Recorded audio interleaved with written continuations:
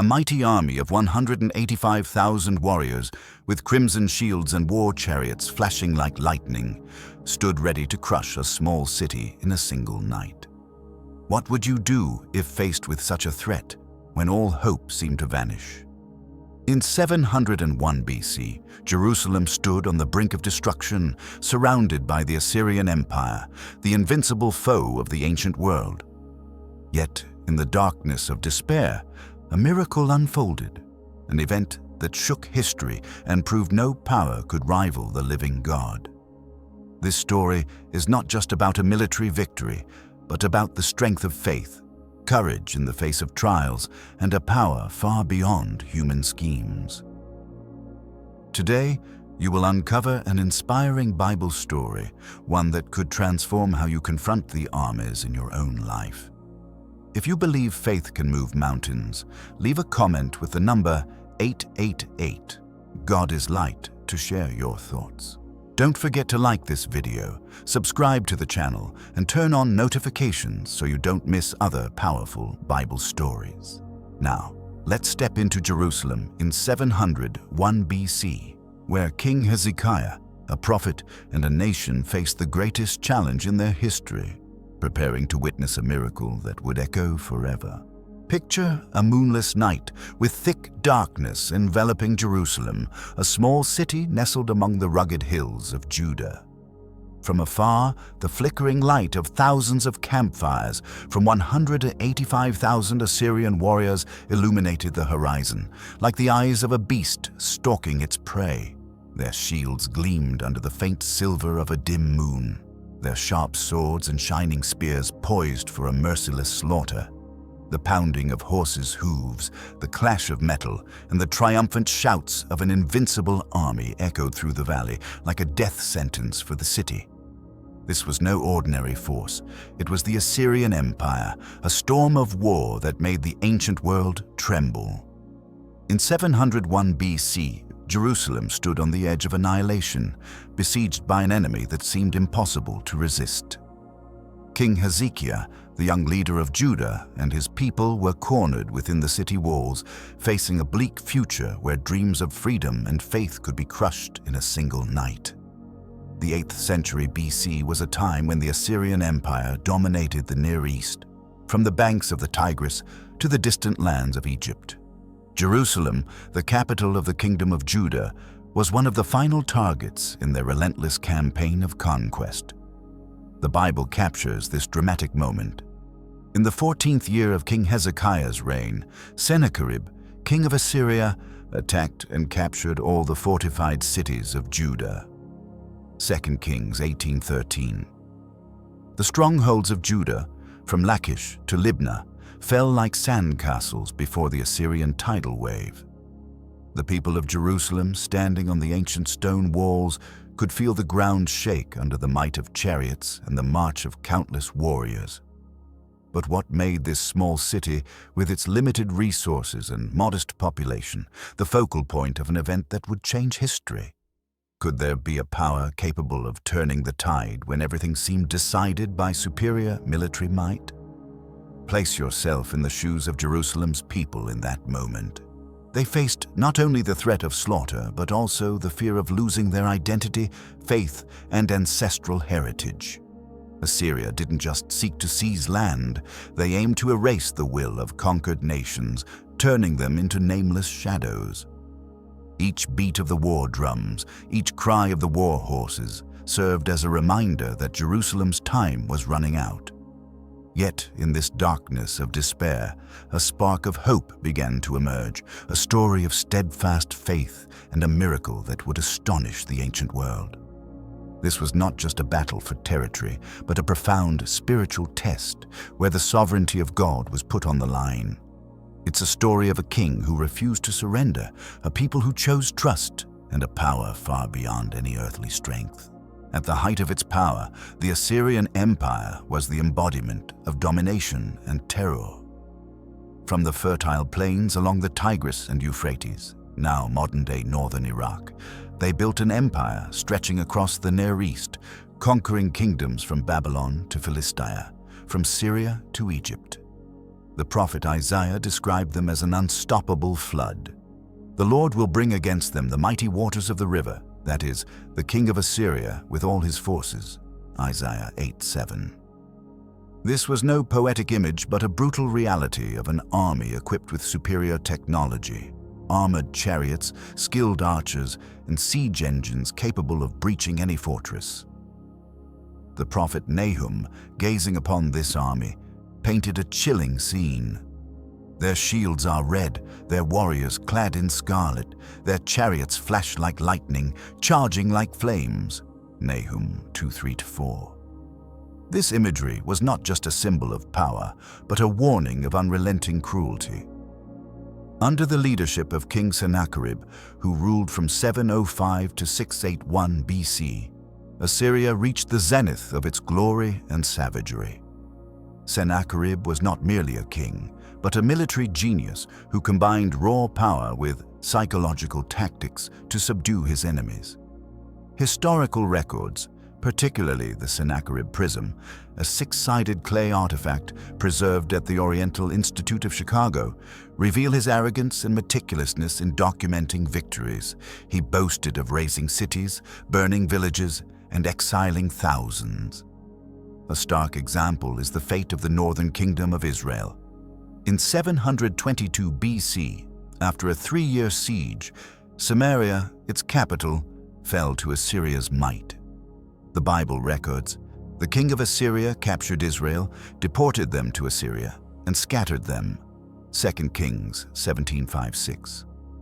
This scattering tactic was a ruthless strategy to erase the cultural and religious identity of conquered peoples, ensuring they could never rebel again.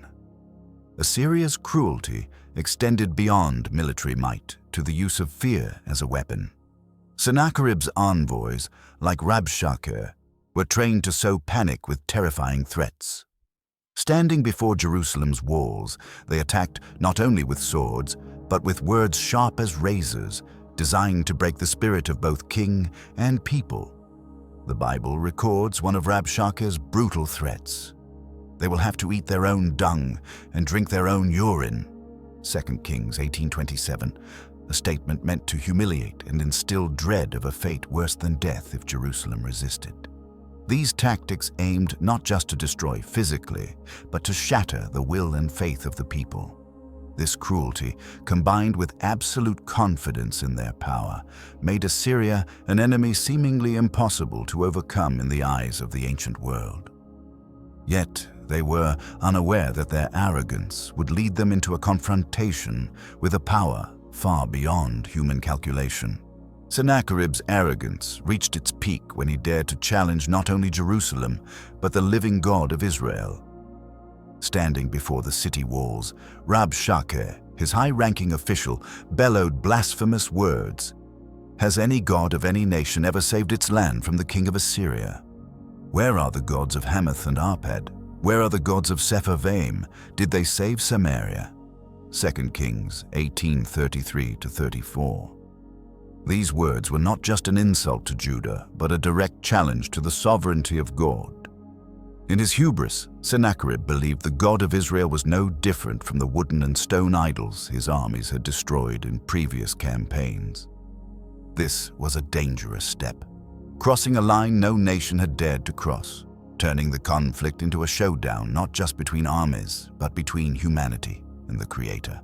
Rabshakeh's psychological tactics were crafted to undermine the faith of Jerusalem's people. He deliberately spoke in Hebrew, the language of the people, rather than Aramaic, the diplomatic tongue of the time, ensuring everyone on the walls heard his threats. Judah's officials pleaded, "Speak in Aramaic, not in Hebrew, for the people on the wall are listening." 2 Kings 18:26. But Rabshakeh only shouted louder, "Do not let Hezekiah deceive you. He cannot save you from my hand." 2 Kings 18:28-29. His words were like poison-tipped arrows, targeting the people's trust in their king and their God. He even offered a tempting promise. "Surrender, and each of you will eat from your own vine and fig tree and drink from your own well." 2 Kings 18:31. This was a sweet but venomous lure, designed to erode the people's resolve and make them doubt Hezekiah's leadership and God's power. Sennacherib's letter to Hezekiah further revealed his arrogance. "Do not let the God you trust deceive you, saying Jerusalem will not fall into the hands of the king of Assyria. You have heard what the kings of Assyria have done to all lands and their gods. Do you think you will escape?" 2 Kings 19:10-11. These words were not just a threat, but a boastful claim that no power, divine or otherwise, could stop Assyria. The prophet Isaiah called this act an insult and blasphemy against the Holy One of Israel. Isaiah 37:23. Sennacherib's arrogance was not merely a strategic misstep, but a spiritual sin, challenging the very Lord of the universe. This moment set the stage for a divine response, an event that would stun the ancient world and leave an enduring lesson about the consequences of pride.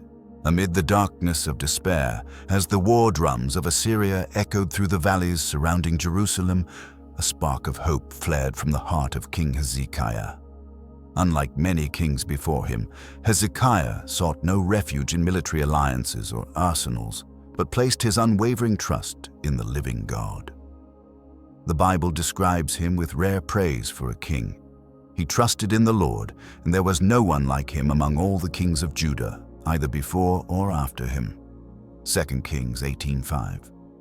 His name, Hezekiah, meaning God is my strength, was like a prophecy shaping his life and reign. In an era when idol worship ran rampant, Hezekiah stood as a blazing torch, guiding his nation back to the faith of their forefathers. From the moment he ascended the throne at age 25, Hezekiah launched an unprecedented spiritual reformation. He demolished pagan altars, shattered sacred pillars, and cut down Asherah poles, symbols of false worship that had ensnared the people for generations. 2 Kings 18:4. His boldest act, however, was restoring the temple of the Lord, neglected and defiled under his father, King Ahaz. The Bible records, "In the first year of his reign, in the first month, he opened the doors of the house of the Lord and repaired them." 2 Chronicles 29:3. This was not merely an architectural project, but a spiritual awakening, a declaration that Jerusalem would bow to no God but the Lord. This act ignited a flame in the darkness, rekindling the faith of the people and preparing them for the greatest trial in their history. Picture the scene in the temple. The Levites, under Hezekiah's direction, worked tirelessly to purify the holy place, removing all traces of false worship. Music resounded as the Psalms of King David were sung once more, and the smoke of burnt offerings rose like a silent prayer ascending to God's throne. Hezekiah not only restored the temple, but brought the entire nation back to the covenant of their ancestors, Abraham, Isaac, and Jacob. He reinstituted the Passover, a ritual forgotten for generations, with participation from both Judah and the remnants of northern Israel. The Bible describes, "Since the time of Solomon, son of David, there had been nothing like this Passover in Jerusalem." 2 Chronicles 30:26. This event was not just a ceremony, but a proclamation that Judah would stand firm in faith, even in the face of Assyria's mighty army. Hezekiah, with the heart of a servant of God, laid the foundation for a miracle that was about to unfold, a miracle that would echo through the centuries. Hezekiah was not only a spiritual reformer, but also a brilliant strategist, understanding that faith must be paired with action. He knew that trusting in God did not mean waiting passively, but preparing wisely to face the threat. One of his greatest achievements was the construction of the Siloam Tunnel, an ancient engineering marvel that ensured a steady water supply for Jerusalem, even during a siege.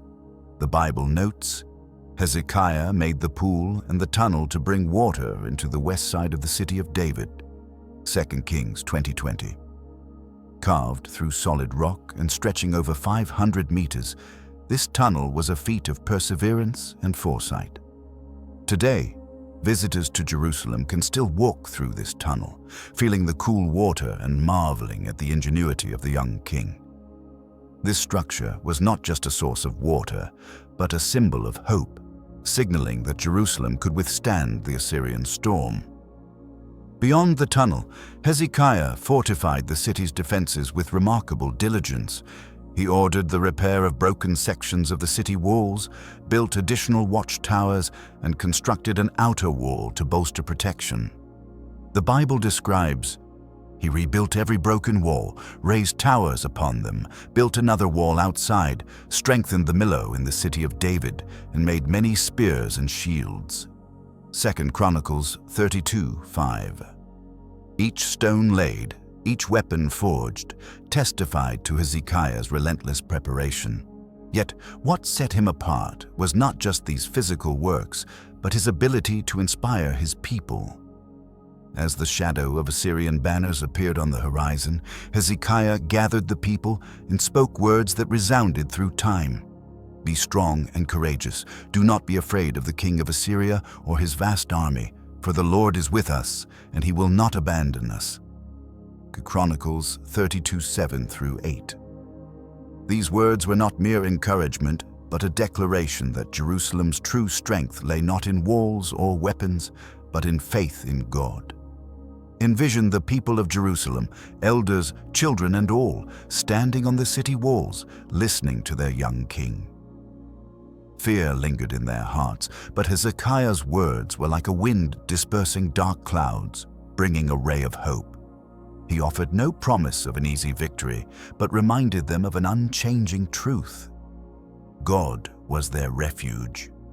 Hezekiah's preparations, from the tunnel to the fortifications, from weapons to words, demonstrated a living faith, expressed not only through prayer, but through practical action. This is the first lesson for us. True faith is always coupled with wisdom and effort, preparing the way for what God will accomplish. When Sennacherib's threatening letter arrived, filled with mockery of the living God, Hezekiah did not respond with anger or despair. Instead, he chose a path that only those with deep faith dare to tread. He knelt and prayed. The Bible captures this poignant moment. When King Hezekiah heard the threats, he tore his clothes, put on sackcloth, and went into the house of the Lord. 2 Kings 19:1. Tearing his clothes and wearing sackcloth was not just an act of humility, but a declaration that he entrusted his fate and that of his nation to God's hands. In the temple, before the throne of the Almighty, Hezekiah spread Sennacherib's letter before the Lord, a powerful gesture, as if to say, "Lord, this is not my battle, but yours." Hezekiah's prayer is one of the most moving moments in the Bible. "O Lord, the Most High, who dwells between the cherubim, you alone are God over all the kingdoms of the earth. You made heaven and earth. Deliver us, have mercy on us, and see the words Sennacherib sent to mock the living God." 2 Kings 19:15-16. He acknowledged the harsh reality. It is true that the kings of Assyria have devastated nations and their gods, but those were not gods, only wood and stone made by human hands. 2 Kings 19:17-18. What made this prayer extraordinary was its ultimate purpose. "O Lord, save us from his hand, so that all the kingdoms of the earth may know that you alone are God." 2 Kings 19:19. Hezekiah did not pray only to save Jerusalem, but to glorify God's name across the world. This was a prayer not just for a nation, but for all humanity, a call for God to demonstrate his power against human arrogance. Pause for a moment to grasp the power of this act. While 185,000 Assyrian warriors waited outside the city walls, Hezekiah did not rush to the armory or seek aid from neighboring nations. He knelt, spread the letter before God, and placed all hope in the Creator. This is an inspiring image, reminding us that in the darkest hours, prayer is the mightiest weapon. Hezekiah's prayer was not just a plea, but a declaration of faith that God alone could change their fate. This moment prepared the hearts of the people and their king for a miracle that would soon shake the ancient world. As Hezekiah knelt in the temple, God's response came swiftly through the prophet Isaiah, one of the most powerful voices of the era. The Lord delivered a message like thunder in a storm. Concerning Sennacherib, king of Assyria, the Lord says, "I will end this war. He will not enter this city, shoot an arrow, approach with a shield, or build a siege ramp." 2 Kings 19:32-33. This prophecy was not just a promise, but a verdict against Assyria's arrogance. The image of thunder in a storm conveyed authority and hope, as if light had pierced the thick darkness enveloping Jerusalem. Isaiah, as God's messenger, became a beacon illuminating the path for the people in their darkest hour. Isaiah's prophecy went beyond protecting Jerusalem. It exposed Sennacherib's pride. God declared, "Whom have you insulted and blasphemed? Against whom have you raised your voice and lifted your eyes in pride? Against the Holy One of Israel." 2 Kings 19:22. These words cut through Assyria's hubris like a sword, proclaiming that their every victory, from the mountains of Lebanon to the forests of Kerates, was within God's plan. Have you not heard? I determined it long ago. I handed you and your army into his hands. 2 Kings 19:25. This was a stunning reversal. Sennacherib thought he was in control, but God was the one orchestrating the fate of nations. To strengthen the faith of Hezekiah and the people, Isaiah offered a specific sign. "This year you will eat what grows on its own, the next year what springs from that, but in the third year sow and reap. Plant vineyards and eat their fruit." 2 Kings 19:29. This promise spoke not only of immediate deliverance, but of future restoration and prosperity. It painted a picture of a Jerusalem not just surviving but thriving, with lush fields and fruitful vineyards. Isaiah concluded with a resounding declaration, "For the zeal of the Lord of hosts will accomplish this." 2 Kings 19:31. This was an unshakable promise, a commitment that God would act to protect his people and glorify his name. Consider the feeling of the people hearing this prophecy. While Assyrian tents stretched endlessly outside the city walls, Isaiah's words swept away fear, replacing it with unwavering faith. This prophecy was not just a promise, but a call for the people to trust in God, preparing them for a divine intervention that would transform history. In this moment, Jerusalem shifted from a besieged city to a symbol of faith and hope, ready to witness the power of the living God. As the sun set over Jerusalem, darkness fell not only on the city, but also on the hearts of its people. Beyond the city walls, 185,000 Assyrian warriors pitched their tents, their encampment stretching like an endless sea of humanity, the flickering light of their campfires glowing like fallen stars upon the earth. The neighing of horses, the clashing of weapons, and the triumphant laughter of the enemy echoed through the night, as if victory was already in their grasp. But in that dark night, a terrifying event unfolded, a divine intervention that forever altered the course of history. The Bible records it with striking brevity and power. The angel of the Lord went out and struck down 185,000 in the Assyrian camp. 2 Kings 19:35. In a single night, the mightiest army of the ancient world, with its armored chariots and skilled archers, vanished like mist before the morning light. The next morning, as dawn broke, the people of Jerusalem stepped outside their walls and beheld an unbelievable sight. Where the clamor of the enemy camp once resounded, there was now only a deathly silence. The bodies of 185,000 warriors lay scattered, untouched by sword or arrow, as if an invisible hand had swept away the mighty army. The Bible describes, "In the morning, they went out and saw all the dead bodies." 2 Kings 19:35. The brevity of the word stands in stark contrast to the magnitude of the event, highlighting a power beyond human imagination.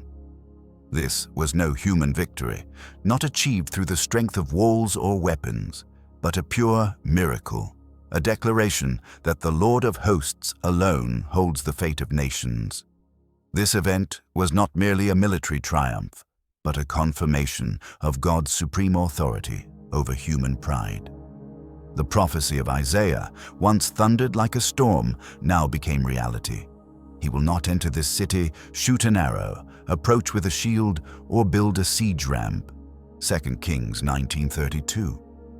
Not a single arrow was fired, not a single ramp constructed, yet the Assyrian army was utterly destroyed. This miracle, enacted by the angel of the Lord, not only saved Jerusalem but sent a message to all nations. No earthly power, no matter how great, can rival the might of the Creator. This was the moment when history paused and the ancient world was forced to confront the truth that God is the one who controls all things. The collapse of the Assyrian army was only the beginning of Sennacherib's humiliation. After that miraculous night, he hastily withdrew from Jerusalem, carrying the shame of a king who once claimed invincibility. The Bible records, Sennacherib, king of Assyria, departed, returned to Nineveh, and stayed there. 2 Kings 19:36. Gone were the war drums, gone were the boasts of victory, leaving only a defeated king forced to retreat to his capital in silence. But Sennacherib's disgrace did not end there. The Bible recounts a bitterly ironic end. One day, while he was worshipping in the temple of his god Nisroch, his sons Adramelech and Sharezer struck him down with the sword. 2 Kings 19:37. The man who mocked the living God, equating him with wooden and stone idols, died before a lifeless idol in his own temple. Sennacherib's death was a profound punishment, a timeless warning of the consequences of pride. He had declared through his envoy, Rabshakeh, "Has any god saved a nation from the king of Assyria?" 2 Kings 18:33. Yet now, his god Nisroch, a symbol of Assyrian power, could not protect him from the swords of his own sons. This irony is emphasized in the Bible as a confirmation that the idols Sennacherib worshipped were merely wood and stone made by human hands. 2 Kings 19:18. While the living God defended Jerusalem with his power, Nisroch stood silent, powerless before the fate of its devotee. Sennacherib's death was not just the end of a king, but the collapse of an entire ideology, a reminder that all human pride is meaningless before God. Sennacherib's defeat extended beyond the spiritual realm, impacting the political and military landscape of the ancient world. His retreat from Jerusalem weakened Assyria's prestige, paving the way for other nations to challenge the empire's dominance in the centuries that followed. Isaiah's words, "I will put a hook in his nose and a bit in his mouth, and make him return by the way he came," 2 Kings 19:28, came to pass. Sennacherib, who once boasted of chariots climbing the highest mountains, 2 Kings 19:23, became a symbol of failure, a vivid lesson that no one can stand firm when defying the Holy One of Israel.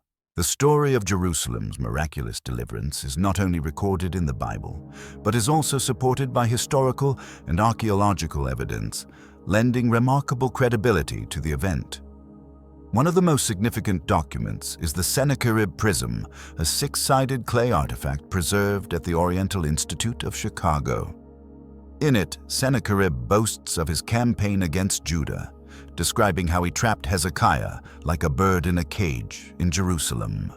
Yet, strikingly, he never claims to have conquered the city, an unusual omission for a king meticulous in recording victories. This silence aligns perfectly with the Bible's account that he will not enter this city, 2 Kings 19:32, serving as a quiet testament that Jerusalem was protected by a supernatural power. The Greek historian Herodotus, known as the father of history, also recorded a tradition related to the Assyrian army during another campaign in Egypt. He described how a swarm of mice destroyed the army's equipment in a single night, forcing a chaotic retreat. Though differing in details from the biblical account, this story reinforces the idea of an unexpected disaster that toppled Sennacherib's mighty forces. Additionally, the Babylonian Chronicles, an independent historical record, confirms Sennacherib's death at the hands of his sons. As the Bible states, his sons Adramelech and Sharezer struck him down with the sword. 2 Kings 19:37. This convergence of historical and biblical sources is a powerful testament, enhancing the story's authenticity and making it more compelling for those who love history. Archaeological discoveries in Jerusalem further bring vivid details to the story. The Siloam Tunnel, built by Hezekiah to secure water during the siege, still stands, its cool waters flowing through solid rock as a testament to the king's wise preparation. The reliefs from Sennacherib's palace in Nineveh, now housed in the British Museum, depict the brutal siege of Lachish. People tortured, the city burned, and prisoners led away in chains. Yet, no relief portrays the conquest of Jerusalem, a significant absence, as if history itself confirms that this city was protected by a power beyond human strength. Psalm 48:8 rings true as a confirmation. As we have heard, so we have seen in the city of the Lord of hosts. God establishes it forever. These pieces of evidence not only bolster the story, but amplify its allure as a spiritual miracle is affirmed by history. The story of Jerusalem's deliverance is not just a historical event, but a treasure trove of spiritual lessons that resonate powerfully with our generation. The first and most profound lesson comes from Hezekiah's response to an insurmountable threat. He knelt and prayed. Upon receiving Sennacherib's threatening letter, he did not seek human solutions but spread it before the Lord. 2 Kings 19:14. This act teaches us that in our darkest hours, prayer is the mightiest weapon, a bridge connecting us to God's power. As Psalm 46 verse 1 declares, God is our refuge and strength, an ever-present help in trouble. The second lesson is about the peril of pride. Sennacherib, with his mighty army and mocking words, set himself against God, and his downfall proves the biblical truth. Pride goes before destruction, a haughty spirit before a fall. Proverbs 16:18. His failure reminds us that no power, whether armies or personal talents, can stand when it defies the Creator. In our lives today, when facing our own Assyrian armies, be it personal struggles, societal pressures, or the temptation of pride, this story urges us to remain humble and trust in God. The third lesson is the balance between faith and action. Hezekiah not only prayed but also prepared, building the tunnel, fortifying walls, and rallying the people. The Bible teaches, faith without works is dead. James 2:17. This story reminds us that true faith does not make us passive, but spurs us to act wisely, trusting that God will use our efforts to fulfill His purposes. No matter the challenge, we are called to do our part while leaving the outcome in God's hands. Finally, the story teaches the purpose of deliverance, to glorify God's name. Hezekiah prayed, "Save us, so that all the kingdoms of the earth may know that you alone are God." 2 Kings 19:19. Jerusalem's rescue was not just for the people's sake, but to reveal God's power to the world.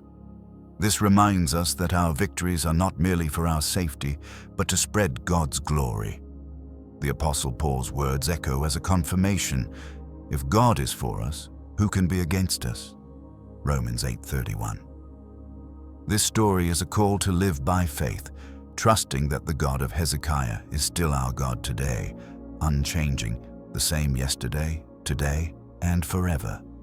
Hebrews 13:8. Now it's your turn to share. What did you feel about this story? Leave a comment with the number 888 and a word or phrase capturing your emotions, perhaps faith, hope, or anything that touched your heart. Hit the like button if this video inspired you, and share it with friends to spread the story of God's power. Don't forget to subscribe and turn on notifications to keep exploring powerful Bible stories, from great miracles to life-changing lessons. We'll meet again in the next video, where another story will continue to ignite your faith. Let God's word guide you. I am the light of the world. Whoever follows me will not walk in darkness, but will have the light of life. John 8:12. Until next time, let that light lead your way.